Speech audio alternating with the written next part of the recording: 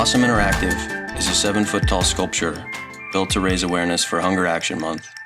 Hunger Action Month is a national campaign to spread the word and take action on the hunger crisis, specifically the problem of people not having access to enough food in the United States. We built and installed this interactive sculpture on the campus of the University of Pennsylvania in September of 2016. The goal was to share the message of local nonprofits and to help students get involved both in and around Philadelphia.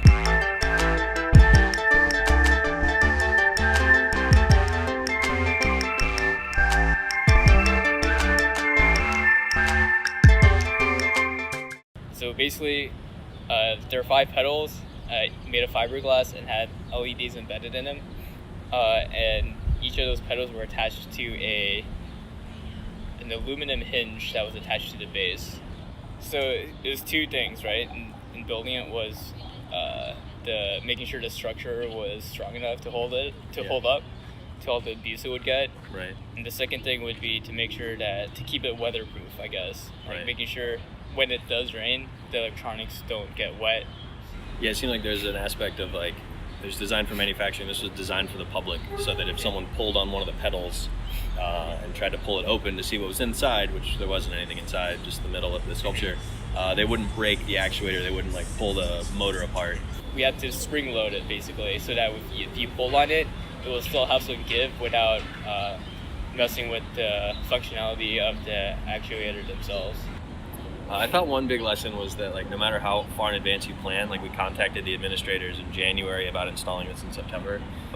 You still have to improvise and figure it out. 2 weeks before they changed the plan of where it was going to be. There are always challenges in the technology and stuff breaking and turning on.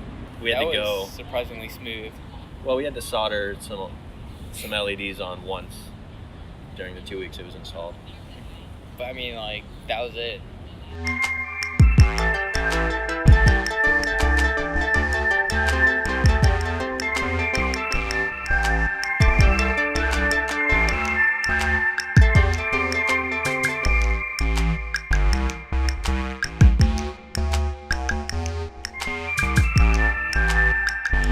I just think public art, especially with the access we have to technology and prototyping and building these days, is really powerful. And there are so many different ways you can tell stories now, engaging people not just in person or online, but somehow melding the two.